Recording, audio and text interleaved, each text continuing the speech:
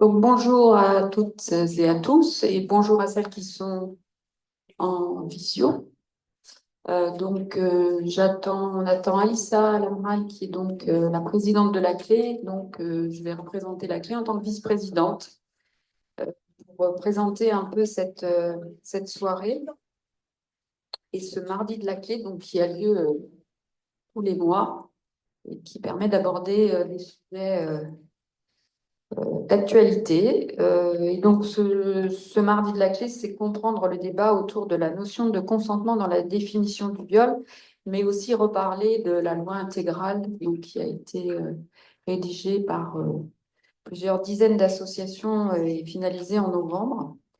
Juste pour rappeler le contexte, qu'en 2022, il y a eu une directive européenne sur les violences faites aux femmes et la violence domestique qui complétait la Convention d'Istanbul, en particulier sur les aspects de violences sexuelles en ligne et de violences en ligne contre les femmes.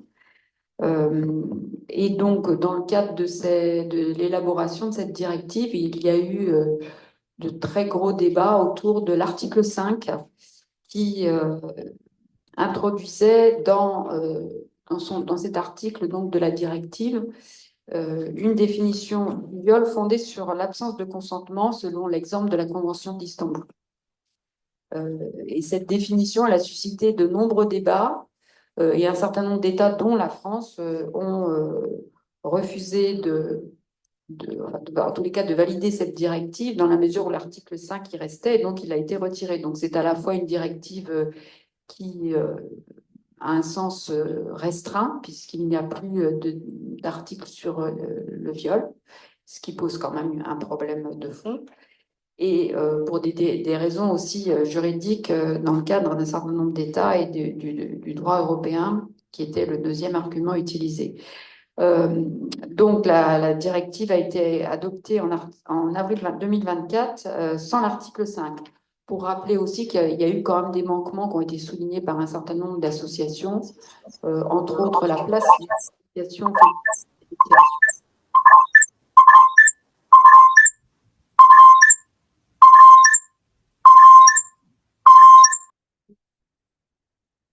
C'est bon? C'est bon.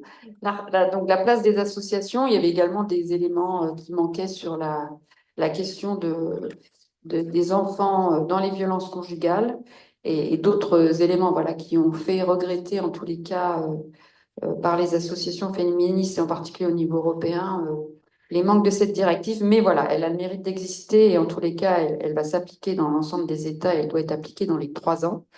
Euh, à l'occasion donc de ce débat, la question du consentement s'est importée en France et elle s'est d'autant plus importée qu'on a eu le procès Mazan qui a cristallisé donc un certain nombre de débats autour de la question du consentement, du fait de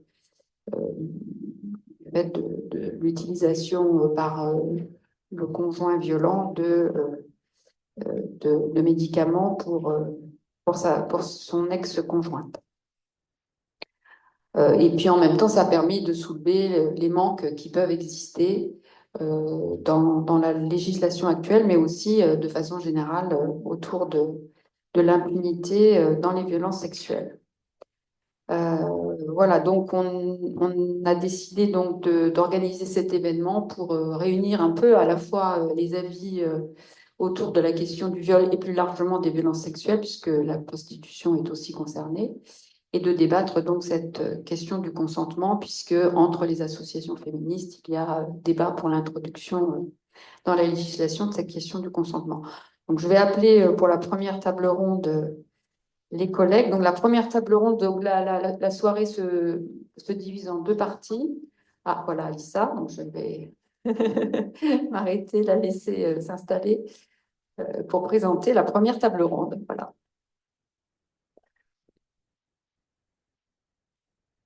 Bonsoir à toutes. Merci beaucoup de m'avoir attendue. Et désolée pour le retard. Donc, je suis Alissa Rabar, je suis la présidente de la CLé, la coordination française pour le lobby européen des femmes. J'imagine que Françoise, tu as déjà présenté l'organisation. Très bien. Donc, la Coordination française pour le lobby européen des femmes, nous sommes une organisation féministe, un réseau d'associations, de 80 associations de défense des droits des femmes en France. Nous sommes déjà riches de ce réseau d'associations qui sont diverses et qui travaillent avec différents groupes de femmes, notamment les femmes migrantes, les femmes porteuses de handicap, les filles, dans différentes réalités, différents contextes. Et donc, la particularité de la clé, c'est que nous sommes membres du réseau du lobby européen des femmes, qui est la première force féministe en Europe, avec 2000 organisations de défense des droits des femmes dans les 27 États membres de l'Union européenne. Et donc, de par la force de ce réseau, nous coordonnons des initiatives de plaidoyer au niveau des institutions de l'Union européenne, du Conseil de l'Europe et des institutions européennes, puisque nous avons notamment le statut ECOSOC. Donc voilà, ceci étant dit, nous travaillons aussi évidemment au niveau français et c'est très important à notre sens d'articuler ce plaidoyer au niveau national et au niveau transnational.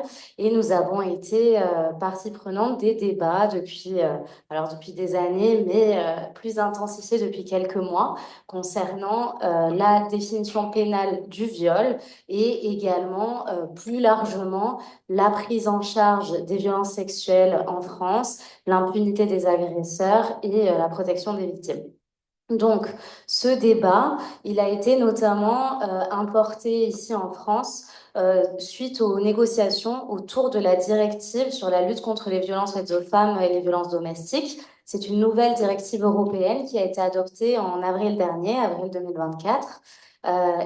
Qui est innovante par bien des aspects, notamment le fait qu'un certain nombre de violences sexistes et sexuelles en ligne sont visées dans cette directive. Cependant, cette directive sur les violences contre les femmes omet le viol. Donc c'est quand même problématique. Dans la proposition initiale de texte soumise par la Commission européenne en 2022, le viol était inclus dans l'article 5 sur la base de la définition de la Convention d'Istanbul qui dispose que le viol, c'est un acte sexuel en l'absence de consentement. Cependant, cette définition a suscité de nombreux débats entre les États membres, avec notamment la France qui s'est opposée à cette définition, parce que notre définition française, vous la connaissez, n'est pas basée sur le consentement, elle est basée sur les comportements de l'agresseur, donc un viol et tout acte de pénétration sexuelle par l'utilisation de la surprise, menace, contrainte ou violence.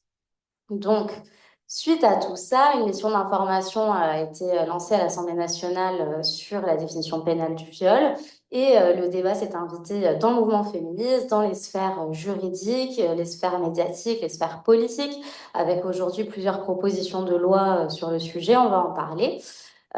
Mais du coup, pourquoi ce débat? Pourquoi est-ce que le consentement dans ce cadre-là est critiqué par certaines expertes? Parce que bon, quand on y pense, ça paraît évident hein, qu'un viol, c'est du sexe sans consentement, mais en fait, ça l'est pas. Pas si évident que ça.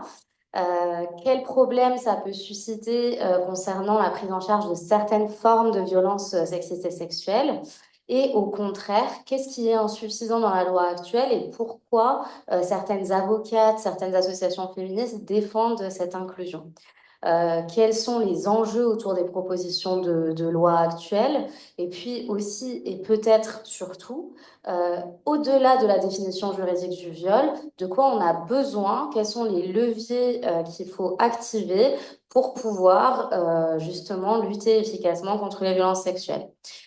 Et ça, c'est des choses qu'on a développées notamment dans le cadre d'une coalition qui rassemble 60 organisations féministes, qui s'appelle la Coalition féministe pour une loi intégrale contre les violences sexuelles et qui a publié en novembre dernier 140 propositions de mesures très concrètes pour la lutte contre les violences sexuelles au-delà de la définition du viol. Donc, j'en dis pas plus pour l'instant parce qu'on va en parler et j'accueille nos intervenantes en les remerciant d'être avec nous. Donc, Suzy Rodman du CNDF, le Collectif national pour les droits des femmes. Françoise Brier, donc, qui représente l'Amicale du Nid et qui est également la vice-présidente de la CLE, la Coordination française pour le lobby européen des femmes.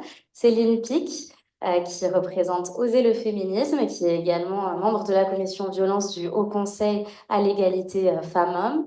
Et voilà pour cette première table ronde. Donc, mesdames, merci d'être avec nous. Ça fait plaisir de vous voir d'ailleurs. Je n'ai pas eu le temps de vous saluer en arrivant. Je vais donner la parole à Suzy, si tu le veux bien, avec une première question. Suzy, je sais que cette idée d'une loi intégrale contre les violences sexuelles, c'est quelque chose que tu portes depuis des années. Et c'est pas justement le premier projet similaire que tu portes. Pourquoi, déjà, qu'est-ce que c'est cette idée d'une loi intégrale? Pourquoi c'est nécessaire? Et si tu peux, de manière résumée, nous dire un petit peu de quoi il en retourne et quel est le contenu de ces 140 propositions. J'avais pas préparé exactement ça, mais c'est pas grave. Je vais faire au pied levé. Je croyais qu'il fallait parler des dysfonctionnements, donc voilà.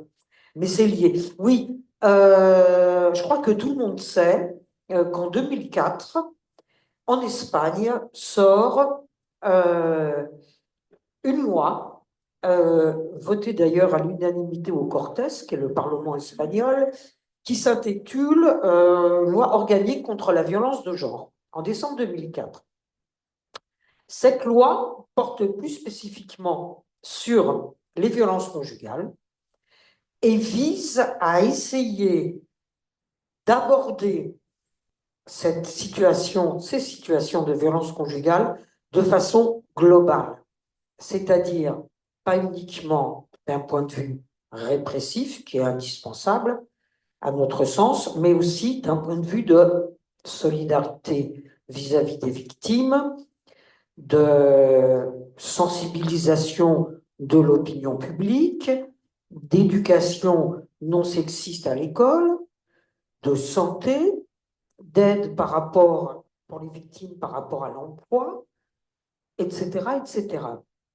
C'est-à-dire une loi totalement globale. C'est une façon très innovante d'essayer d'éradiquer les violences masculines, notamment conjugales, dans le cadre de cette loi, à l'encontre des femmes.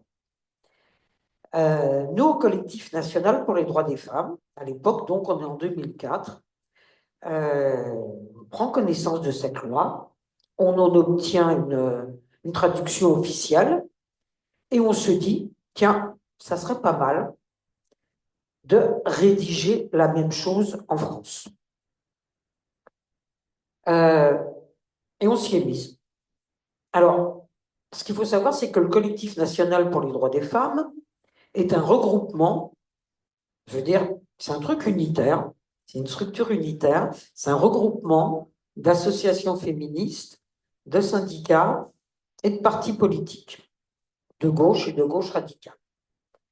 Et donc, tout ça pour dire qu'on est toujours une structure unitaire et qu'on a pas mal, maintenant c'est un peu plus compliqué avec le renouveau bienvenue du mouvement féministe, mais on a pas mal structuré pendant un moment, avant l'émergence des grosses divergences liées au voile, à la prostitution, etc., le mouvement féministe en France. Et donc, on décide de faire ça.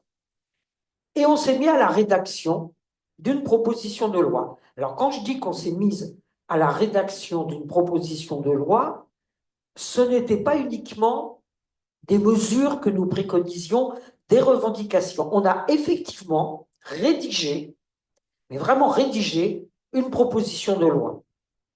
Donc, on s'est mise à amender, à faire des propositions d'amendement de tous les codes, le code de l'éducation, le code de l'action sanitaire et sociale, le code pénal, le code de procédure pénale, etc., etc. Et donc, on a sorti au bout d'un moment ce qu'on a appelé une loi cadre. C'est pour ça qu'on reprend un peu le terme à l'heure actuelle à propos de la loi intégrale, parce qu'on tient beaucoup à cette filiation, évidemment. On a sorti ce qu'on a appelé une loi cadre contre les violences, qui abordait le problème de façon globale. Dans l'éducation, ce que j'ai dit tout à l'heure, dans l'emploi, préconisant ce qu'on a repris dans la loi intégrale des brigades de police spécialisées, essayant de voir s'il n'y avait pas des mesures déjà pour prévenir la récidive, etc., etc. Et on a commencé. Alors, ce qu'il faut savoir, c'est qu'à l'époque, il y avait déjà Internet, mais il n'y avait pas les réseaux sociaux, etc., etc. Mais on s'est dit, tiens, on va faire une pétition. Alors attention, hein, donc pas Internet, hein, balbutiant, papier. On va faire une pétition pour dire qu'on veut cette loi 4. Et puis, si je me souviens bien, le 25 novembre 2008, on fait un rassemblement, donc à l'occasion de la Journée internationale de lutte contre les violences faites aux femmes, on fait un rassemblement devant l'Assemblée nationale. Et alors, on est sous Sarkozy, hein. 2008, on est sous Sarkozy. Et on avait un rendez-vous grâce à des députés amis. Il y avait qui? Il y avait Marie-Georges Buffet, je crois, Daniel Bousquet, donc Marie-Georges Buffet du Parti communiste, Daniel Bousquet, qui, vous ne les connaissez pas parce qu'elles sont plus députées, qui est au PS, qui a été dirigeante de Haut Conseil à l'égalité entre les femmes et les hommes, etc., etc. Et on rencontre le président de l'Assemblée nationale, on avait demandé un rendez-vous, hein, qui s'appelle Bernard Accoyer. Et on lui dit, voilà, alors on n'avait pas des masses de signatures en fin de compte, on en avait 16 000. On avait des tonnes de dossiers papier, puisque c'était des feuilles que les personnes signaient sur les marchés, etc., etc. On voit Bernard Accoyer, on lui dit, voilà, nous on veut une loi 4 contre les violences faites aux femmes, d'ailleurs, c'est facile, on vous l'a rédigé, tenez. Et on lui donne les 16 000 signatures. Bon, sidérant, le bonhomme, il sort un papier à son en-tête, et il dit, je fonde, alors il n'était pas gaucher, il était droitier, mais je ne veux pas changer de main, je fonde une mission d'évaluation de la lutte contre les violences faites aux femmes. Et il fonde effectivement une mission d'évaluation, avec à la tête Daniel Bousquet, donc, dont je parlais tout à l'heure, du Parti socialiste, et comme on est sous Sarkozy, Guy Geoffroy, qui est un mec de l'UMP, Union pour je ne sais pas trop quoi de populaire, c'est les prédécesseurs des Républicains. Vous voyez, ce n'est pas spécialement très avancé. Mais il se trouve que ce bonhomme, Guy Geoffroy, était très sensibilisé sur les violences. On a appris à faire sa connaissance. Il était proche de... Tout à fait. Oui, tu as un micro, Françoise. Tout à fait. Tu me dis si c'est trop long, je disais qu'il était proche, très proche d'une association qui s'appelait le Relais de Sénart, qui était une association du réseau de solidarité femmes, et avec laquelle il travaillait étroitement sur les violences conjugales. Donc, pour dire qu'il était voilà, tout à fait, en tous les cas, sensibilisé à la question des violences à l'encontre des femmes. Tout à fait. Et donc, on est en 2008. La mission d'évaluation se met au boulot, fait des tas d'auditions, comme on connaît à l'heure actuelle, etc., etc., et sort une proposition de loi. Et cela aboutit, alors je vous passe les détails, hein, c'était pas la proposition de loi 4 qu'on avait écrite. Évidemment, elle était largement édulcorée. Bon, parce que ça passait par la moulinette de l'Assemblée nationale, du Sénat, gna, gna, gna, gna, gna, et ça revient. C'était vraiment très édulcoré. Mais quand même, le 9 juillet 2010, est donc votée une des nombreuses, heureusement qu'on a gagné tout ça dans notre combat féministe, loi sur les violences. Et alors, pour vous donner des points de repère, quand même, au moins 2 points de repère de ce qu'il y a dans cette loi que je considère comme très importante. Premièrement, il y a la création de l'ordonnance de protection. Hein, à l'époque, ce n'était pas l'ordonnance de protection d'urgence là qu'on a créée dernièrement, qui est dans les 24 heures. C'était dans les meilleurs délais, l'ordonnance de protection. Ça donnait des résultats absolument terribles parce que ça donnait de 2 mois, 3 mois, alors que les femmes étaient en grand danger, des ordonnances de protection qui venaient très très tard. Nous, c'est pas ce qu'on réclamait. Nous, on réclamait dans les 24 heures. Enfin bon, on en est arrivé là. Bon. Et là, alors là, ça c'est encore dur. La deuxième mesure qui me semble très importante dans cette loi du 9 juillet 2010, c'est la reconnaissance des violences psychologiques au sein du couple. Là, ça marche encore mal. C'est d'ailleurs une spécificité française. On ne sait pas reconnaître les violences psychologiques au sein du couple. L'OMS sait, mais nous, on ne sait pas. Bon, voilà, passons. Et donc, voilà, alors, j'en arrive effectivement, pour vous dire un peu tout ça, j'en arrive, et je vais peut-être parler 2 secondes du consentement, j'en arrive à la loi intégrale.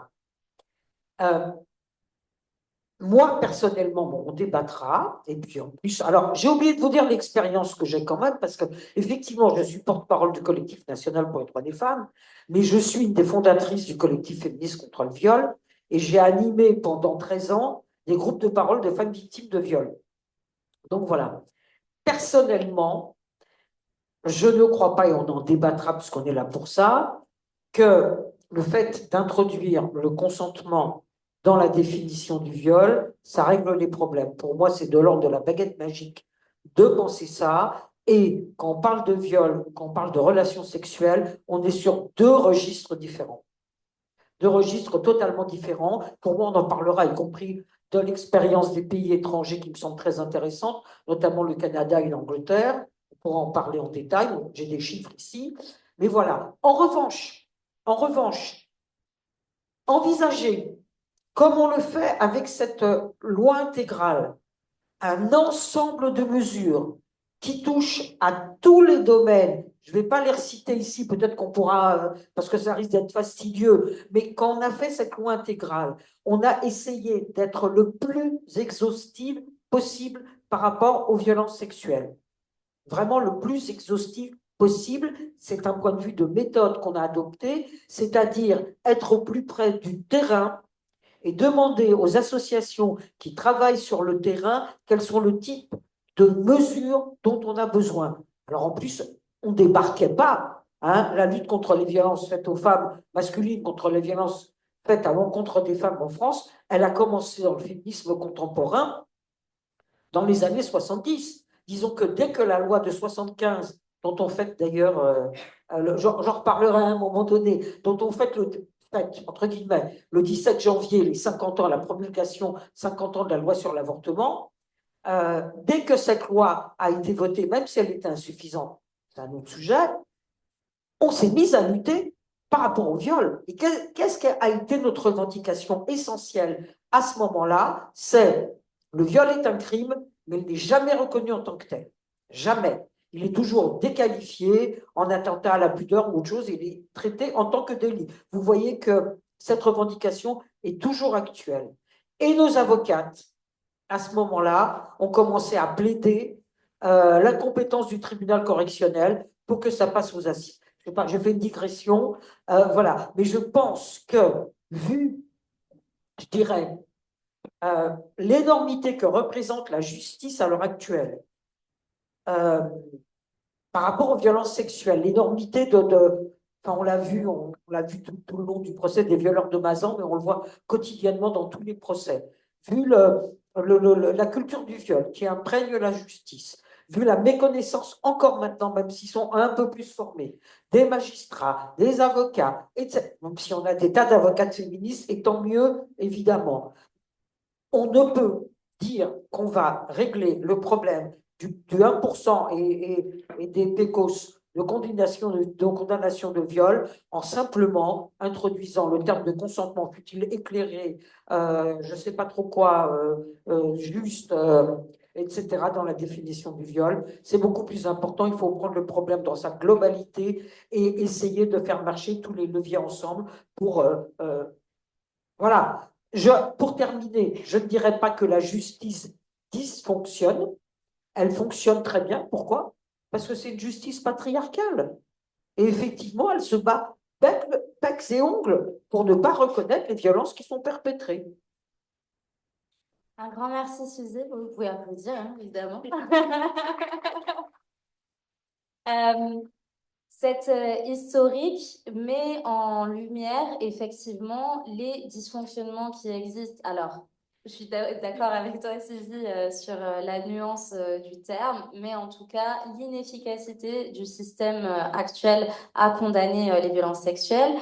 Si on donne quelques chiffres, On estime à environ 160 000 le nombre de mineurs victimes de violences sexuelles par an. L'inceste et la pédocriminalité sont des sujets qui sont extrêmement tabous, extrêmement invisibilisés. En France, il y a un viol ou une tentative de viol sur une femme adulte à peu près toutes les 7 minutes. Donc, depuis qu'on a commencé cette table ronde, voilà, vous pouvez faire le compte.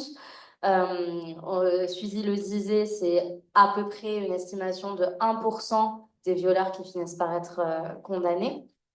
Depuis 2016 et le mouvement MeToo, la libération de la parole, il y a une augmentation du nombre de plaintes, mais pas une augmentation des moyens qui sont alloués aux moyens d'enquête, à la police, à la justice, ce qui fait qu'en moyenne, les moyens qui sont alloués à chaque victime ont diminué et les condamnations n'ont évidemment pas augmenté. Et autre chiffre extrêmement significatif, seulement environ 10% des victimes de viol portent plainte. Et sur ces plaintes, 94% sont classées sans suite. Dès lors, lorsque ceci a été dit, pour aussi abonder dans le sens de ce que disait Suzy à l'instant, comment penser que la définition du viol seul puisse être un moyen suffisant de lutter contre ces phénomènes, puisque finalement, la définition va jouer au moment de la décision de justice et du procès. Or, la quantité, la proportion de viols qui arrivent à ce stade est extrêmement minime. Donc, tout ceci étant dit, et on reviendra peut-être plus en détail par la suite sur les mesures proposées justement pour lutter contre les classements sans suite et les autres problématiques exposées. Concentrons-nous sur la définition du viol, parce qu'elle n'est pas non plus anodine, cette définition du viol. Et une réforme de loi pénale, c'est quelque chose qui comprend énormément d'enjeux et qui peut être bénéfique, mais qui peut aussi avoir des effets pervers. Et c'est pour ça qu'on organise là la clé, c'est le deuxième événement qu'on organise sur cette notion de consentement, et qu'on travaille beaucoup sur ce sujet, et on a été auditionné à l'Assemblée nationale, au Sénat, et on invite vraiment les députés, enfin les parlementaires à être vigilants et vigilantes sur la question parce que on se méfie pas assez de cette notion de consentement et des différents moyens dont elle peut être instrumentalisée dans une société inégalitaire, dans une société patriarcale, contre les femmes et contre les victimes. Et donc, je me tourne vers nos deux autres panélistes, Céline Pic et Françoise Brier. Je vais laisser répondre celle qui veut. Ok, donc Françoise, toi tu as cette expertise, alors avec d'autres, de multiples expertises, mais notamment sur la lutte contre l'exploitation sexuelle dans le cadre de la prostitution et l'accompagnement des femmes victimes de cette forme de violence qui est extrême. Est-ce que tu peux nous expliquer un petit peu, dans le cadre de la prostitution, quel est le rôle du consentement? Qu'est-ce qu'on entend en fait par rapport au fait que finalement les personnes en situation de prostitution ont consenti et sont libres de se trouver dans cette situation et comment ça permet ou ça empêche leur protection. Alors, oui, c'était pas non plus ce que j'avais vraiment prévu sur la Vous pouvez comment venir. extrapoler On va sur mes extrapoler, questions voilà. et dire ce que vous voulez. Même si c'était effectivement dans la fin de l'intervention. Ce que je voulais dire, bon, l'Amicale du Nîmes, évidemment, c'est une association abolitionniste qui s'est battue pour la mise en place de la loi du 14 avril 2016, qui s'appuie sur un certain nombre je dirais, de principes d'action, qui sont les principes donc abolitionnistes à partir des différentes lois, mais qui aussi s'appuie sur les principes de l'égalité femmes-hommes, de la non-marchandisation du corps humain et de la dignité de la personne humaine. Ce que je voulais dire, c'est que la position abolitionniste, elle est toujours à défendre et je pense qu'il faut aussi tenir compte de la loi de 2016, justement, dans les débats qu'il va y avoir sur le consentement, au regard de ce qui s'est passé en Belgique, et j'en ai échangé tout à l'heure avec Félicie sur cette question, comment il y a peut-être un risque, mais c'est à discuter ensuite avec la deuxième table ronde sur cette question de la prostitution. Parce qu'on a en face de nous, évidemment, des réglementaristes et des défenseurs du travail du sexe, ce qui complexifie les débats.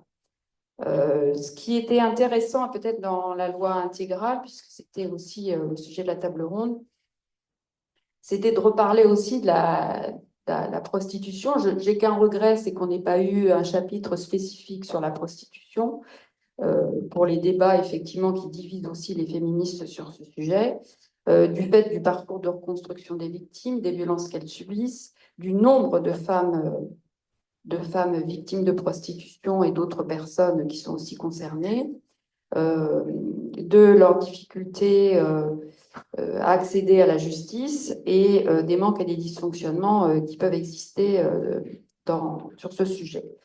Ce que je voulais dire, c'est qu'on est, l'AMIPROF a sorti un rapport dernièrement, il y a quand même près de 40 000 femmes, pardon, 40 000 femmes victimes 40 000 personnes victimes de prostitution, ce qui n'est pas quand même un petit nombre. Et que je voulais juste rappeler quelques éléments, c'est que les récits des personnes de vie qu'on accompagne à l'Amicale du Nid, puisqu'on accompagne environ 10 000 personnes chaque année, rappellent la violence qu'elles subissent, avec parfois des actes de torture, de barbarie et de racisme, de rappeler que l'usage du corps humain pour un acte sexuel désiré par le seul client prostitueur constitue un comportement violent, et que la répétition de cet acte sexuel tarifé, non désiré et de la soumission à des inconnus confirme la déshumanisation des femmes qui sont concernées et des autres personnes. Pour dire que selon aussi un point important pour nous et qui a aussi été peut-être dans les éléments qui ont été proposés dans la loi intégrale, c'est que selon le rapport de CAP de 2023 en Europe, les femmes et les filles migrantes représentent 84% des femmes en situation de prostitution sur 13 pays européens. Et que 90% en France des femmes qui sont de nationalité étrangère sont dans la prostitution, enfin constituent les femmes qui représentent la prostitution de rue. La prostitution n'est jamais un choix libre et le consentement apparent a pour origine une exposition antérieure à toutes sortes de violences psychologiques, physiques, sexuelles, à l'inceste, à la pédocriminalité, mais aussi aux violences sociales. Et il s'ensuit une vulnérabilité dont profitent les prédateurs. Donc la question de la prostitution consentie est évidemment totalement aberrante. Pour dire sur la loi intégrale, c'est que on avait donc rappelé les éléments, donc je vais revenir sur certains éléments dans la loi intégrale, qui nous semblait important, c'était de pouvoir améliorer le pilotage de la politique de lutte contre les violences sexistes, qui doit être menée par un ministère des droits des femmes de plein droit, doté de moyens conséquents, avec un renforcement des services aux droits des femmes et à l'égalité, et que ce pilotage transversal doit notamment aboutir à la production d'un 6e plan interministériel, qu'on doit collecter des statistiques, en tous les cas sur les violences sexuelles, ventilées, et qu'on doit aussi ajouter la prostitution dans ces statistiques, ce que fait aujourd'hui l'AMIPROF. Sur la loi intégrale, on a donc les mesures sur les EVARS, et il me semble important que là aussi, pour rappeler les questions de la prostitution, c'est qu'on puisse aussi travailler sur cet ajout de la prostitution dans les EVARS, parce que les victimes sont essentiellement des victimes, les mineurs sont essentiellement des victimes, des jeunes filles françaises, mineures ou jeunes majeures, qui sont issues de tous les milieux sociaux, mais qu'on a quand même une glamourisation, un contexte de glamourisation de la prostitution et d'utilisation massive et parfois incontrôlée des réseaux sociaux. Et que donc ce serait important que dans toutes les actions de sensibilisation auprès des jeunes, comme peut-être la pornographie, on ait aussi cette question de la prostitution. Dans la loi intégrale, on a la culture de protection des enfants, évidemment, qu'on doit aussi écarter de la vie politique toutes les auteurs de violences, et y compris ceux qui utilisent la prostitution, qu'on doit rendre aussi la formation obligatoire en introduisant évidemment pour tous les professionnels en contact avec les victimes, une meilleure compréhension de la notion de consentement, de comprendre les conséquences, notamment psychotraumatiques, des violences sexuelles et sexistes, et de connaître les réalités du système prostitutionnel et la loi française en la matière, afin de conscientiser sur l'industrie pornographique et sur les violences pédocriminelles. Sur les mesures concernant la prostitution des mineurs, elle est également dans la loi intégrale avec la mesure 43, qui permettent par des moyens complémentaires d'assurer un accompagnement spécialisé. Pour rappel, l'Amicale du Nid accompagne aussi des mineurs en situation d'exploitation sexuelle. Et ce que je veux dire, c'est que le nombre de personnes victimes de prostitution comme de mineurs, au regard des moyens qui sont alloués, évidemment, sont bien insuffisants. Et donc, dans cette proposition, évidemment, de renforcer tous les moyens spécifiques aux associations, à la fois celles qui sont sur le terrain pour les femmes victimes de violences conjugales, les femmes victimes de violences sexuelles, mais aussi les victimes de la prostitution, parce qu'on s'aperçoit que, et c'est aussi dans la proposition, c'est que les parcours de sortie de la prostitution même s'il y a une grande progression, restent extrêmement insuffisants, et que donc on a à la fois besoin d'augmenter le montant alloué aux femmes et aux hommes qui cherchent à sortir de la prostitution, principalement des femmes, mais aussi de pouvoir augmenter les moyens des associations spécialisées à tous les niveaux. Alors, pour revenir à la question que tu m'as posée, je pensais que c'était important, voilà, de rappeler quand même dans la loi intégrale toutes les mesures qui sont nécessaires, entre autres pour l'OCRET également, puisque c'est aussi l'office qui est chargé de la traite et du proxénétisme. Tu l'as dit en introduction, on s'aperçoit que tout est dématérialisé. Il faut absolument qu'on augmente les moyens pour pouvoir pénaliser, en tous les cas, les auteurs de proxénétisme et de traite des êtres humains. Pour revenir à la question, c'est que moi, j'ai été donc membre du Grevio pendant 8 ans, aussi travaillé sur la question du consentement, et je pense que les avocates en parleront tout à l'heure, mais la définition effectivement des recommandations, en tous les cas, qui sont faites aux États dans le cadre de la Convention d'Istanbul, c'est d'introduire un consentement positif, c'est-à-dire ce qu'on appelle le oui, c'est oui, que la victime puisse, que l'auteur des violences puisse, en tous les cas, démontrer que le consentement de la victime a été obtenu. Et c'est vrai que pendant 8 ans, ça a évolué, ça permet des évolutions législatives dans un certain nombre d'États, et qu'aujourd'hui, c'est aussi au cœur de notre débat aujourd'hui. Donc, moi, je suis favorable, en tous les cas, l'Amicale du Nid ne s'est pas positionnée encore sur l'introduction du consentement. Je reviendrai sur un certain nombre d'éléments qui nous semblent importants de modifier dans la loi, mais en tous les cas, pour ce qui concerne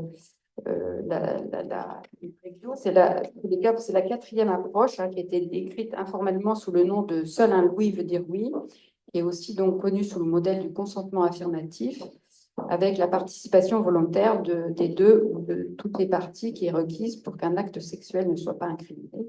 Les deux parties doivent consentir de leur plein gré, et le consentement à un acte sexuel est un consentement affirmatif, librement donné. Ce n'est pas à la personne de dire non, mais à l'autre d'écouter si la personne a dit oui.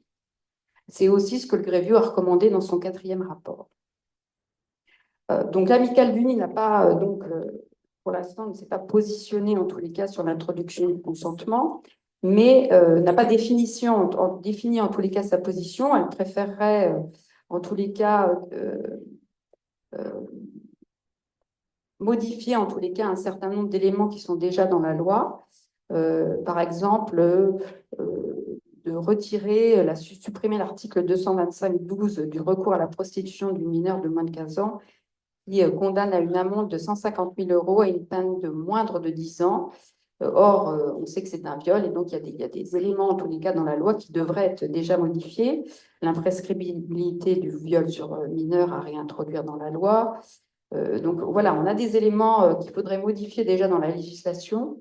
Et en ce qui concerne la prostitution, donc notre question, c'est évidemment de savoir, à partir du moment où la loi de 2016 interdit l'achat d'actes sexuels, est-ce qu'il faut... voilà, c'est interdit, donc a priori, il faudrait préciser dans l'exposé des motifs, s'il devait y avoir une loi sur le consentement, que la prostitution n'est pas concernée par cette loi. Et en tous les cas, l'exclure dans l'exposé des motifs, puisqu'on a déjà cette loi qui criminalise finalement, en tous les cas, qui pénalise les acheteurs d'actes sexuels. Ou alors, il faudrait qu'on introduise, qu'on estime que la prostitution est un viol tarifé et qu'on puisse réussir à introduire cet élément dans la loi pour éviter justement qu'on ait ce qui se passe en Belgique avec à la fois une loi sur le consentement et à la fois une loi sur le travail du sexe. Voilà, donc pour ma part, je suis favorable à l'introduction du consentement dans la loi, mais j'émets de grandes réserves en ce qui concerne la prostitution. Merci beaucoup, Françoise. Et c'est intéressant ce que tu disais. Donc, Françoise nous parlait de l'approche seul un oui est un oui, qui est beaucoup défendue par les personnes que j'ai entendues être favorables à l'inclusion du consentement dans la définition pénale du viol. Donc, grosso modo, personne ne défend simplement l'inclusion du consentement sans rien d'autre. La plupart des personnes parlent d'un consentement qui soit libre, éclairé, positif, etc. Et la question que je me pose, et je me tourne vers toi, Céline Pic, toi, donc tu es rapporteuse du rapport sur la pornocriminalité qui a été produit par le HCE. C'est un sujet que tu connais bien, sur lequel tu travailles, puisque Oser le féminisme est partie civile du procès dit French Bukkake, donc ce grand procès qui aura lieu en 2025 contre l'industrie pornographique, avec 50 femmes parties civiles, appelé le procès du siècle des violences sexuelles par le journal Le Monde.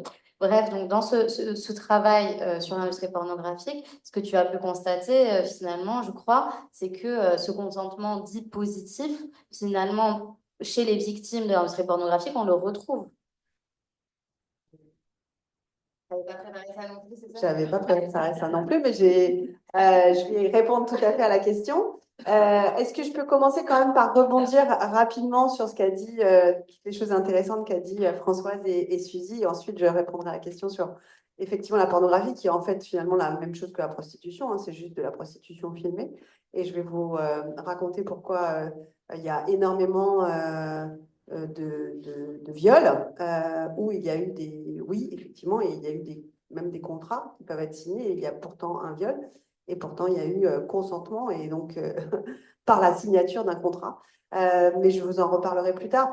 Je voudrais quand même rebondir rapidement sur ce qu'a dit Suzy et Françoise. Oui, la justice patriarcale fonctionne très très bien. Je suis membre de la commission violence du Haut Conseil à l'égalité, et on prépare en parallèle un rapport sur la chaîne judiciaire sur le viol, et donc on a enchaîné un certain nombre d'auditions.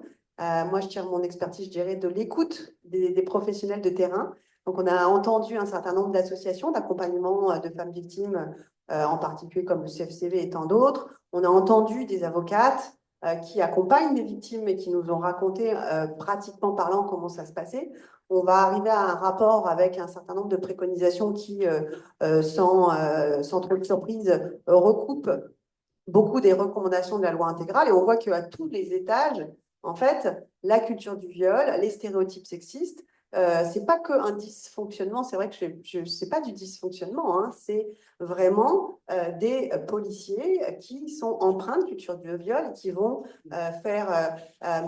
qui vont prendre des plaintes de façon absolument catastrophique. On a par exemple auditionné une sociologue, Océane Perrona, qui a été en immersion dans un commissariat. Et ce qu'on sait, hein, dans les mouvements féministes, ben, en fait, en immersion comme ça, ben, en fait, à la machine à café, ben, on commente l'interrogatoire, enfin l'audition d'une plaignante, en parlant de sa tenue, de sa sexualité. On a vraiment le florilège de la culture du viol qui est ancré dans les commissariats. On a aussi une difficulté de la part des plaignantes de faire émerger un récit.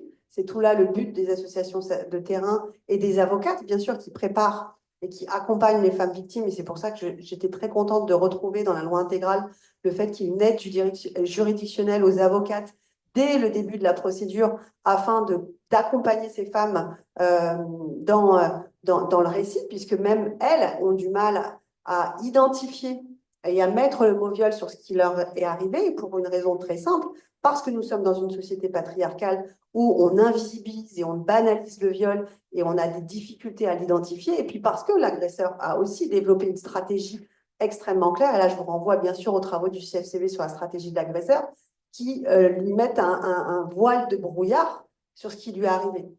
Et donc, l'agresseur a une stratégie consciente et délibérée pour, d'un côté, imposer un rapport sexuel, donc imposer une violence. Il n'y a pas de malentendu, ça n'existe pas, le malentendu. La zone grise où on se serait mal compris, c'est faux. Ça, je pense que ça, il faut le répéter et le répéter. Et Emmanuel Piette est là pour le répéter depuis à peu près 40 ans. C'est un acte de violence délibéré, avec une stratégie délibérée. Et par contre, il va y avoir aussi une stratégie pour construire l'impunité. Et la construction de l'impunité, c'est en particulier de faire croire que la victime a consenti. Et donc, la victime va même croire qu'elle a effectivement consenti parce qu'elle l'a bien suivi, parce qu'elle a finalement, elle écoute le discours de l'agresseur. Je vous donne par exemple une petite anecdote que je trouvais intéressante, que j'ai lue dans un article d'une interview que je vous invite à lire dans le Nouvel Obs, où il y a un débat entre Isabelle Rome et Lorraine Questiaux, où il explique que, par exemple, en fait, après avoir commis un viol, l'agresseur va envoyer un petit SMS en disant « Tu as aimé ça ?» point d'interrogation. Et là, la femme sidérée va peut-être pas répondre, voire même va peut-être acquiescer, ou elle va être sidérée, en tout cas, va pas dire « Non, mais c'était un viol ». Et donc, il va utiliser ensuite le SMS pour dire « Mais regardez, en fait, elle était consentante ». Puisque la première stratégie de l'impunité des agresseurs, c'est de faire croire d'abord à la victime pour imposer le silence qu'elle était consentante, et ensuite pour expliquer à la justice qu'elle était consentante. C'est la stratégie de défense systématique des agresseurs, puisqu'en fait, quand on regarde les chiffres, la matérialité des faits, la matérialité des pénétrations, en fait, c'est pas le truc le plus compliqué, en fait. Puisque si on regarde les affaires les plus médiatisées aujourd'hui, que ce soit PPDA, etc., Depardieu, et on peut faire une longue liste à la Prévert de tous les agresseurs personnalités qui ont été attaquées ces dernières années, la plupart reconnaissent le rapport sexuel, puisque c'est quelqu'un de l'entourage qui connaît la victime, qui va imposer un acte sexuel, et donc un viol, et qui va dire qu'elle était consentante. Donc le consentement au départ, et le mot des agresseurs. Et ça va extrêmement loin, puisque si on reparle par exemple de Mazan, l'affaire de Mazan est pour moi très révélateur de cette utilisation du mot consentement, puisqu'on est dans un cas judiciaire, je dirais, parfait. Je ne parle pas des sévices absolument atroces qu'a connu Gisèle Pélicot, mais d'un point de vue de la prise en charge policière et judiciaire, il ne peut pas y avoir de dossier aussi simple. C'est-à-dire qu'il y a des vidéos qui prouvent la matérialité des faits. Qu'est-ce qu'il faut pour un viol? Il faut prouver la pénétration et il faut prouver la contrainte, menace, violence et surprise. Donc là, on a tout. On a les vidéos qui prouvent. On a le témoignage de Dominique Pélicot qui reconnaît les faits et qui accuse ses co-violeurs. Et on a de l'autre côté la caractérisation de façon absolument évidente de la surprise, puisque de façon absolument constante dans la jurisprudence, une femme qui est inconsciente, ivre-morte, droguée, et ça caractérise la surprise. La surprise au sens large du terme, vous êtes effectivement en incapacité effectivement d'entrer dans un rapport sexuel, vous êtes surpris. Comme on dit, surpris dans votre sommeil, si vous êtes endormi, si vous êtes drogué, c'est la caractérisation de la surprise. Donc, il n'y a eu aucune difficulté pour prouver la matérialité des faits et pour caractériser la surprise. Et donc, ils ont tous été reconnus coupables de viol. Mais ce qui est intéressant, c'est leur défense, et je rappelle que c'est un droit fondamental de la défense, c'est de ne pas reconnaître les faits. Et un certain nombre des agresseurs ont dit non, je ne reconnais pas les faits, je ne suis pas un violeur, j'étais persuadée qu'elle était consentante.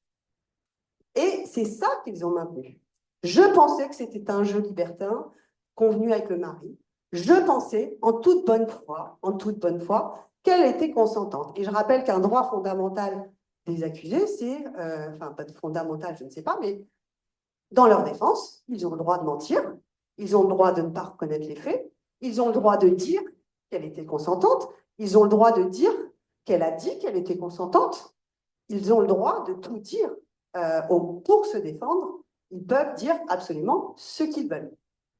Et donc, leur défense à eux, malgré le caractère absolument matériel des faits, ça a été de dire qu'elle était consentante. Et donc, en fait, je n'arrive pas encore à comprendre le débat actuel. Pour être tout à fait franche, je ne le comprends pas. Donc, je ne comprends pas, absolument pas, qu'il y ait débat.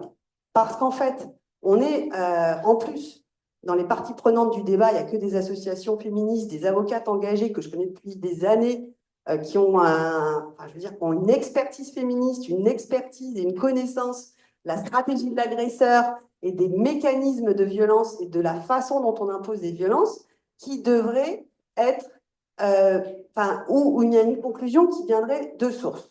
Alors, il y a deux choses, consentement positif et consentement négatif. Consentement positif, c'est ce dont on a parlé sur le Grevio, c'est seul un oui est un oui, et donc on va demander à l'accusé, c'est ce que j'ai quand même entendu, on va demander à l'accusé de prouver qu'il a recueilli le consentement. Alors moi, je ne suis pas juriste, mais j'écoute quand même les professionnels du droit et j'essaye un petit peu de comprendre les mécanismes. Et je pense qu'il y a quand même des principes fondamentaux dans notre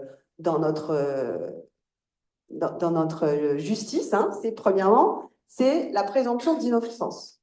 Donc en fait, un procès, c'est à l'accusation de prouver la culpabilité. Un accusé n'a rien à prouver du tout. Il n'a pas à prouver son innocence. Il n'a pas à prouver qu'il a bien recueilli le consentement. Donc, en fait, je ne comprends même pas cette idée du consentement positif où on sommerait l'accusé de prouver qu'il est innocent. Puisque c'est ça qu'on va lui demander. Et bien sûr, il va dire, je suis innocent, j'ai obtenu le consentement, elle a consenti. Elle m'a dit oui. Et ça, il a le droit de le dire. Donc, on va se retrouver là, je ne comprends même pas par rapport au principe du droit actuel comment c'est possible qu'on demande à l'accusé de prouver son innocence, c'est-à-dire le fait qu'il ait obtenu le consentement. Alors qu'on sait bien que ce qu'on appelle la stratégie de l'agresseur, c'est effectivement la stratégie de coercition qui est caractérisée aujourd'hui dans notre code pénal par la contrainte, la menace, la violence et la surprise, c'est-à-dire les actes de l'agresseur, et non pas simplement une déclaration de la victime, les actes de l'agresseur qui ont permis d'imposer cette pénétration sexuelle. Donc le consentement positif, j'ai l'impression que ça ne passera même pas, ça ne peut pas être écrit dans la loi par rapport au principe du droit que nous avons aujourd'hui. Et j'aimerais vraiment avoir des avis de professionnels du droit qui pourraient m'expliquer le contraire. Ensuite, il y a le consentement, ce qu'on appelle le consentement négatif, c'est-à-dire qu'on explique ce que c'est que l'absence de consentement, le non-consentement. Alors là aussi, donc j'ai essayé d'écouter d'écouter les argumentaires et grosso modo, ce serait de modifier le code pénal pour dire une victime n'a pas consenti dans un certain nombre de cas et en particulier de garder la contrainte, menace, violence et surprise. Et donc là, aussi, là, il va falloir aussi qu'on m'explique quelque chose, puisque là, on est en train d'expliquer qu'on va définir le non-consentement de la victime, qui n'est pas accusée, je vous rappelle, par les actes de l'agresseur. Ou les circonstances environnantes. Mais je veux bien entendre le débat. Et donc, j'ai du mal là à voir ce que ça apporte par rapport à la définition actuelle, puisqu'on a déjà aujourd'hui l'obligation de chercher la contrainte, menace, violence et surprise. Et on voit que dans les classements sans suite, et là je finis par rapport à les travaux qu'on mène au HCE, c'est qu'en fait, il y a une absence d'enquête. En fait, la réalité, il y a une absence de volonté d'enquête. Et on le voit, et on aura peut-être l'occasion d'en discuter à la deuxième table ronde, on a quand même un certain nombre de cas à la CEDH où il y a de la revictimisation secondaire par rapport à des institutions qui refusent d'enquêter. Et moi, j'ai été, à titre personnel, extrêmement touchée, en particulier par l'affaire Justice pour Julie, qui était une enfant de 13 ans. Donc, on est avant la loi de 2021 qui dit qu'en dessous de 15 ans, toute pénétration sexuelle est un viol, et à qui on a expliqué qu'être violé, pénétré sexuellement par je ne sais plus combien de pompiers, une vingtaine de pompiers, alors qu'elle est dans un état de vulnérabilité absolue, qu'elle fait des crises d'angoisse et que les pompiers vont la chercher à l'école, au collège, en quatrième, et qui vont ensuite intervenir même dans l'hôpital psychiatrique où elle est hospitalisée, elle aurait été consentante. C'est ça la justice. La justice aujourd'hui, en tout cas, a refusé. Ça a été la défense des pompiers. Je vais finir, pardon. Et ça a été la défense des pompiers. Donc, on a un certain nombre de cas aujourd'hui à la CEDH qui montrent qu'il y a eu des fautes absolument gravissimes qui a refusé de caractériser la contrainte, qui sont extrêmement problématiques et qui, là, le nœud, c'est que la justice ne veut pas enquêter, ne veut pas caractériser la contrainte morale, psychologique ou par une situation de vulnérabilité, abus de position dominante, etc., etc. Et pour finir, moi, je vois deux soucis particuliers par rapport à cette introduction du consentement. Le premier, c'est le viol conjugal. Je vais vous le dire en très simple parce que je parle trop, donc je vais conclure. Il y a plein de viols consentis dans l'espace conjugal. Ça s'appelait pendant très longtemps le devoir conjugal. Et parce que vous êtes dans une situation de couple et parce que vous êtes dans une société patriarcale, eh ben, en fait, vous avez une pression psychologique, une violence psychologique, tout un contrôle coercitif de la part d'un conjoint violent. Et parce que vous avez peur des rétorsions, parce que vous avez peur de ce qui va vous arriver, vous dites oui, vous cédez. Céder n'est pas consentir, ça c'est la théorie. Mais là, d'introduire le mot consentement, on va se retrouver avec des femmes qui ont cédé à leur conjoint par peur, par emprise, juste parce qu'elles sont dans une société patriarcale et à qui on va dire « mais vous aviez consenti, madame ». Oui, vous avez dit oui. Et deuxième exemple, et après je vais conclure, promis. Quand vous êtes une mère célibataire en recherche de logement et que vous allez voir un maire d'une grande ville du Nord pour lui demander un appui pour avoir un HLM et qu'il vous dit si vous passez à la casserole, vous aurez votre HLM. Bah, vous consentez au viol. Vous dites oui parce que vous avez le choix entre être violé et être à la rue avec vos enfants. Donc là, vous dites oui aussi. Donc des oui viciés, des oui extorqués, des oui volés, il y en a partout.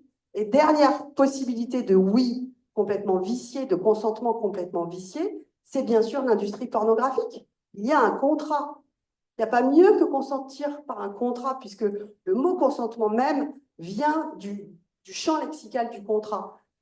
Vous avez signé, vous étiez d'accord. C'est ce que certaines femmes dans le procès French Bukkake, qui, de leur propre chef, ont été dans un commissariat seul, sans avocate, et à qui on a dit « Mais madame, vous avez signé, vous avez accepté, vous allez, si vous voulez, dénoncer le contrat que vous avez signé, mais là, vous avez consenti. » Qu'est-ce que vous pouvez répondre à ça, en fait? Et donc, on voit bien que de rebraquer le projecteur sur ces victimes-là pour leur dire « Mais vous avez dit oui, vous êtes allé sur le tournage, vous avez signé un papier, vous avez consenti. » On va être complètement embrigadé dans un système où on va demander à la victime de justifier des oui qui sont viciés, extorqués et qui ont été construits même par l'agresseur, parce qu'il n'y a rien de mieux pour un agresseur que de construire ce oui extorqué et vicié pour ensuite garantir son impunité. Donc, on est vraiment, là j'avoue que je ne comprends pas le débat. Voilà, donc, et pour les femmes victimes de l'industrie pornographique, et pour les femmes dans une situation de précarité qui ont été violées par des mères dans le nord de la France en échange d'un appartement en HLM, et contre aussi tous les viols conjugaux qu'on a déjà du mal, quasiment, c'est absolument quasi impossible aujourd'hui d'obtenir une condamnation pour un viol conjugal.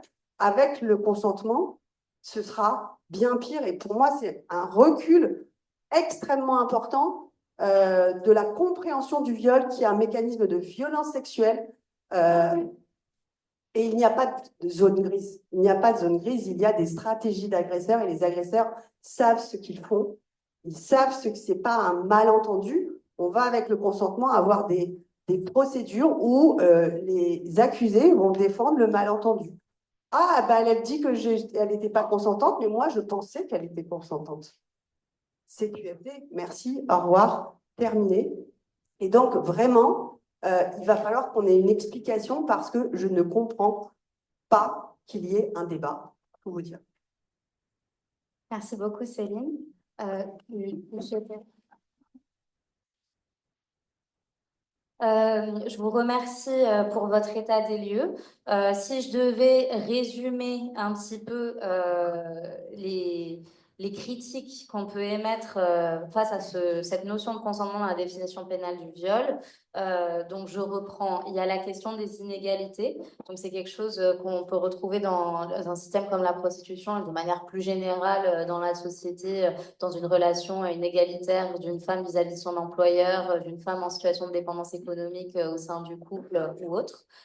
Dans ces cas-là, effectivement, consentir, ça peut parfois être céder et pas consentir de son plein gré finalement.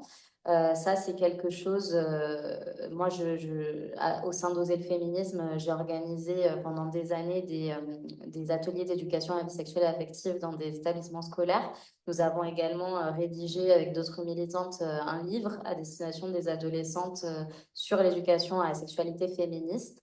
Et en fait, c'est quelque chose qu'il y a 10 ans, on mettait déjà en avant le fait que le consentement seul est insuffisant. Et dans notre pédagogie, ce qu'on amène pour que les jeunes femmes puissent faire la différence entre violence et sexualité, cette ligne qui est de plus en plus brouillée dans la société actuelle et notamment du fait de la pornographie, ce qu'on leur dit, c'est on leur parle de désir, on leur parle de oui intérieur, on leur dit pas c'est pas si tu as consenti, c'est que c'est pas un viol. Parce qu'on sait que dans la pratique, bien souvent, une adolescente va consentir à une relation ou à une pratique qu'elle n'a pas vraiment envie de faire parce qu'elle s'y sent obligée, parce qu'elle a l'impression que c'est ça qu'il faut faire, parce qu'elle veut pas que son copain la quitte pour X, Y, Z raison.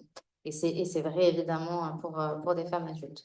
Donc, il y a ce contexte d'inégalité. Il y a aussi le fait que le consentement peut et est instrumentalisé contre les femmes victimes dans de nombreux cas.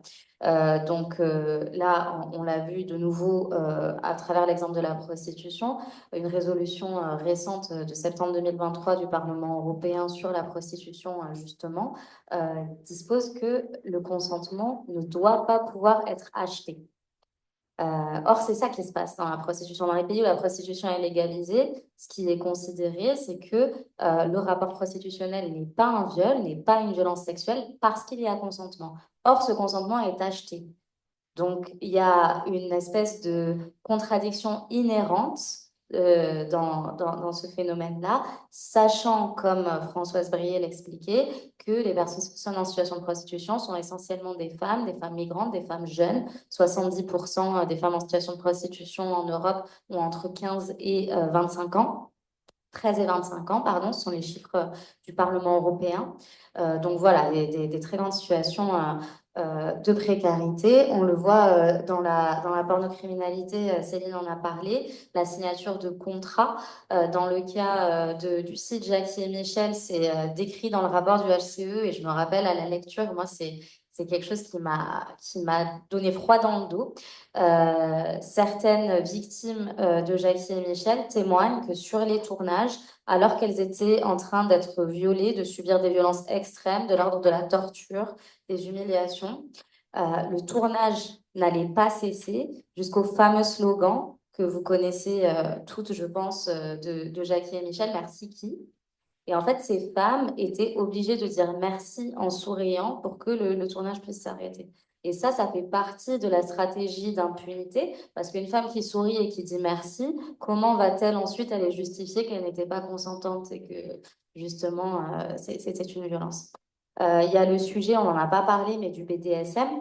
Dans le cadre des relations BDSM, et il y a des affaires en cours contre la France au niveau de la Cour européenne des droits de l'homme aussi sur ce sujet-là. Dans le cadre d'un rapport sexuel BDSM, c'est quelque chose qui est très glamourisé ces 10, 20, 30 dernières années. Allez, pas 30, on va dire, ces 10-20 dernières années avec la culture populaire et notamment Fifty Shades of Grey, dont vous avez tout entendu parler. Bon, ça a donné lieu à un certain nombre de défenses devant les cours de justice, ce qu'on a appelé pendant un temps aux États-Unis la Fifty Shades of Grey Defense et qu'on appelle plus communément la Rough Sex Defense, donc la défense du sexe brutal. Une association qui s'appelle We Can't Consent to This, on ne peut pas consentir à ça, qui est basée au Royaume-Uni, a très bien documenté depuis ces 10 dernières années au Royaume-Uni les affaires devant les cours de justice avec l'utilisation de ce rough sex defense. Donc, à savoir des hommes qui, pendant le rapport sexuel, ont étranglé leur partenaire. C'est une pratique, la strangulation, qui devient de plus en plus répandue, ou l'ont frappé ou l'ont violenté d'une quelconque manière, voire jusqu'au féminicide, et qui utilisent cette défense et qui obtiennent des peines plus légères, voire des acquittements, du fait justement du consentement. Et il y avait un contrat maître-esclave, il y avait une acceptation du fait que c'était une relation brutale. Donc, ce comportement violent qui serait condamné dans n'importe quel autre contexte devient acceptable parce qu'on est dans le champ de la sexualité. Donc ça, c'est une autre question. Ces questions-là, elles sont plutôt d'ordre de la théorie féministe sociologique. C'est une expérience aussi, une expertise de terrain. Le CFCV, dès le début de ce débat sur le consentement, a publié un communiqué où elles expliquent que leur expérience d'avoir les témoignages de femmes victimes de viol depuis des dizaines d'années, c'est que dans la vaste majorité des cas, l'agresseur a extorqué le consentement de la victime. C'est ce que Céline expliquait à travers la stratégie de l'agresseur. Et donc, finalement, le risque aussi, peut-être avec la notion de consentement dans la définition du viol, serait de venir ancrer un argumentaire qui est déjà celui de l'agresseur dans la loi. Bon, ceci étant dit, il y a beaucoup de notions qui ont été évoquées, dont notamment par Céline sur comment on caractérise le viol. Il y a des choses assez techniques parce que c'est pas juste la pénétration et la violence, contrainte, menace et surprise. Dans un crime, pour le caractériser, il y a une notion d'intentionnalité aussi. Un élément matériel, un élément intentionnel, toujours. Et donc, c'est cet élément intentionnel qui pose question dans la définition aussi du viol. Et là, aujourd'hui, avec la définition actuelle, la vision que j'en ai, c'est que l'intentionnalité peut et doit être prouvée à travers l'intention de mettre en place les mécanismes de contrainte, menace, violence et surprise. Donc, quelque chose qui peut être quand même objectivable.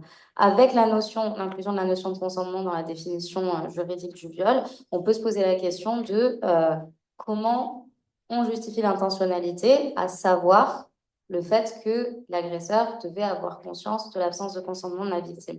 Ça, c'est un sujet en Suède, par exemple, qui a beaucoup fait réfléchir le législateur suédois qui a inclus le consentement et par la suite qui a inclus une notion de viol par négligence. Je pense qu'on pourra en parler lors de la deuxième table ronde. Mais en fait, il y a un effet boule de neige au fait d'inclure le consentement dans la définition juridique du viol parce que ces questions-là, juridiquement, sont complexes. Et donc, après avoir discuté de la réalité un petit peu en termes féministes, hein, tout simplement, de la réalité des violences contre les filles et les femmes, on va parler davantage du côté juridique sur la deuxième table ronde avec des avocates qui vont se joindre à nous.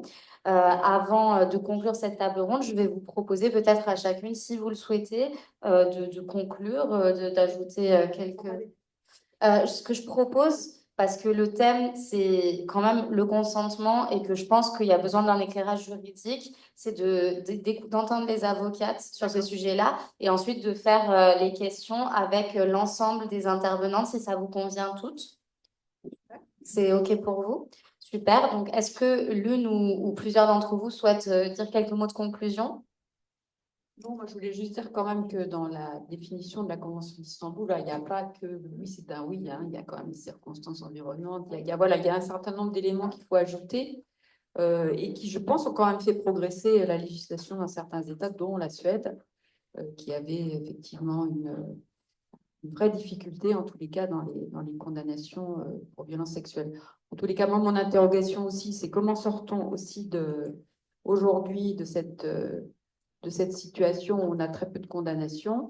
Alors, la loi, certes, ne suffira pas, mais voilà, on doit aussi pouvoir trouver des modifications, alors législatives, mais aussi ce qu'a proposé la loi intégrale, en tous les cas, beaucoup de mesures, parce que on ne peut pas rester voilà, sans faire évoluer, en tous les cas, le parcours judiciaire des femmes victimes de violences sexistes et en particulier des violences sexuelles.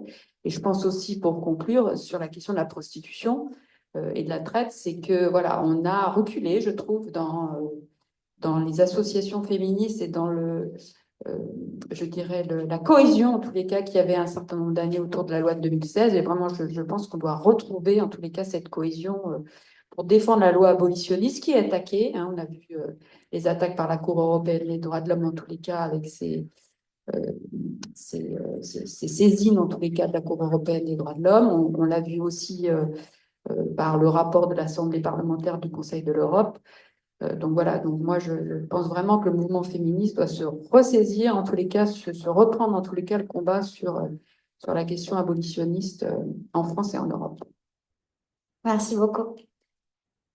Oui, puisque Françoise parlait de la Suède, je l'ai dit tout à l'heure, mais on n'a pas le temps de se pencher sur les chiffres, notamment de l'Angleterre et du Canada, mais ce sont deux pays qui ont introduit depuis un moment le consentement dans leur définition du viol. Ce que je peux dire, et j'ai à disposition le lien des statistiques sur les condamnations et tout, ça ne marche pas mieux que chez nous. Il n'y a pas plus de condamnations que chez nous, alors qu'ils ont le consentement dans leur définition. Ça ne marche pas. Merci beaucoup. Céline? Je voulais rajouter un petit truc sur la Suède. Je vous incite à lire l'article qui est récemment sorti dans Mediapart par une féministe suédoise qui constate l'échec de l'introduction du mot consentement. Et on nous met toujours en avant l'augmentation du nombre de condamnations, mais il faut voir aussi de où on partait en fait.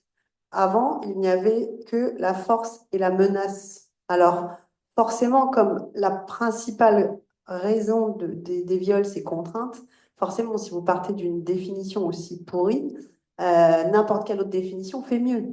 Mais en fait, c'est pas du tout comparable à ce qu'on a aujourd'hui avec le mot de contrainte qui est extrêmement large et que la vraie raison des classements sans suite, c'est l'absence des moyens de la police et deuxièmement, le refus, ce qui est lié, hein, le refus d'enquêter pour caractériser cette contrainte, d'aller voir l'entourage, interroger, chercher dans les téléphones, dans les ordinateurs, faire un vrai travail d'enquête avant de classer sans suite, comme si le viol était quelque chose qui devait être parole contre parole, donc on n'a pas de preuves matérielles. Si, elles existent, elles ne sont pas cherchées aujourd'hui par la justice, et c'est ça qui devrait aujourd'hui nous mobiliser tout ensemble pour que les classements sans suite soient déjà motivés et expliqués correctement aux victimes, et puis qu'elles ne soient pas possibles sans un minimum, je ne sais pas, un minimum